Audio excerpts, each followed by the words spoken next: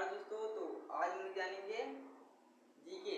ठीक है, जीके असल में क्या होता है, जीके का फुल फॉर्म देखते हैं। देखिए, जीके का फुल फॉर्म देखते हैं पहले।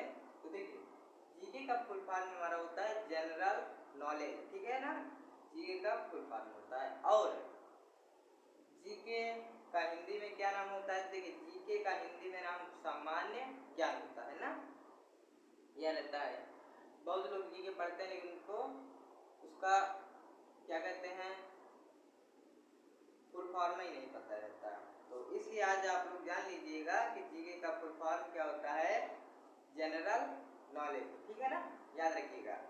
तो यह होता है जीके का फुल फॉर्म। अब देखते हैं जीके में क्या होता है। तो देखिए, जीके में देश दुनिया के बारे में दिया रहता है।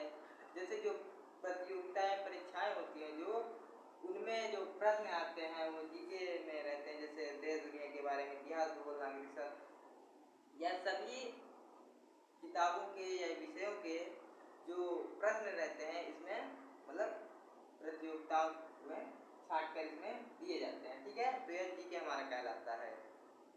तो यह रहता है। फिर देखते हैं हम लोग कुछ 5 बेसिक चीजें जीके देखते हैं। ठीक है ना, तो देखिए कुछ 5 बेसिक जीके जो कि आपको बहुत काम आने वाले हैं, जो कि आप कहीं भी परीक्षा देने जाएंगे तो उसमें यह जीके जरूर आएगा या प्रश्न जरूर आएगा।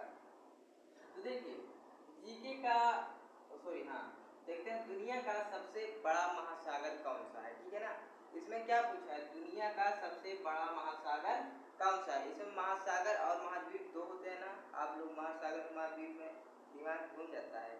देखिए, महासागर जो पानी से भरा रहता है, ठीक है ना, जो पानी से भरा रहता है और खूब बहुत बड़ा सा होता है। उसमें क्या पूछा है, सबसे बड़ा महासागर दुनिया का सबसे बड़ा महासागर प्रशांत महासागर। ठीक है ना, दुनिया का सबसे बड़ा महासागर प्रशांत महासागर। तो महासागर में पानी होता है और जो महाद्वीप होता है उसमें क्या रहता है, स्थल यानी जमीन रहता है। ठीक है ना, हाँ, तो यह होता है। तो हम लोग अगली वीडियो में महासागर और महाद्वीपों के बारे में जानेंगे। ठीक है, तो फिर यार आप पहला प्रश्न, फिर उसके बाद दूसरा, भारत की राजधानी क्या है। भारत की राजधानी नई दिल्ली है, सभी को पता ही है ना, यह भी बहुत महत्वपूर्ण प्रश्न है। फिर उसके बाद देखते हैं भारत का राष्ट्रीय पशु कौन सा है ना। बहुत लोग कहते हैं कुछ ऐसे कुछ दूसरा बता देते हैं। देखिए, भारत का राष्ट्रीय पशु बाघ यानी टाइगर, जिसे इंग्लिश में बोलते हैं, यह रहता है। फिर उसके बाद चौथा नंबर प्रश्न, पृथ्वी का एकमात्र उपग्रह कौन सा है। तो कौन सा, चंद्रमा यानी मून ना। पृथ्वी का एकमात्र उपग्रह कौन सा है, जो पृथ्वी का चक्कर लगाता है, और चंद्रमा है, क्योंकि चंद्रमा ही पृथ्वी का चक्कर लगाती है। ठीक है, और पृथ्वी सूर्य का चक्कर लगाती है। तो हम इसे भी किसी दिन पढ़ेंगे कि पृथ्वी किसका चक्कर लगाता है और सूर्य किसका चक्कर लगाता है। ठीक है, तो ये सभी जानकारी हम लोग जानेंगे। क्या रहता है, तो आपको समझा ना, पृथ्वी का एकमात्र प्राकृतिक उपग्रह तो वह है चंद्रमा, जो कि पृथ्वी का ही चक्कर लगाता है। क्या रहता है।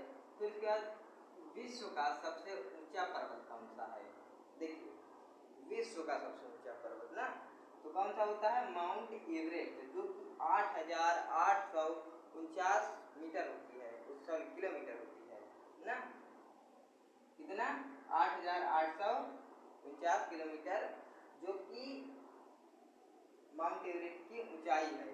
अब आप लोग कहेंगे माउंट एवरेस्ट, देखिए विश्व का सबसे ऊंचा पर्वत पूछा है। ठीक है, तो ये माउंट एवरेस्ट होगा। अगर भारत का पूछता है तो कौन सा होगा, कंचनजंगा, जिसे केटू भी बोलते हैं, उसकी ऊंचाई कितनी है, तो उसकी ऊंचाई होती है 8,594 किलोमीटर। ठीक है ना, तो यह होता है। तो अगर भारत का पूछेगा तो आपको कंचनजंगा बताना है, और यहाँ विश्व का पूछा तो हमने माउंट एवरेस्ट बताया। ठीक है ना, तो आपको समझना है ना कि ये 5 के बेसिक, तो आप लोग इसे समझिए और क्या कहते हैं। ठीक है ना, इतना समझ में आया आपको, तो आज के लिए बस इतना है। तो अगली वीडियो में कुछ और जी के बेसिक जानेंगे। तो आज के लिए बस इतना है।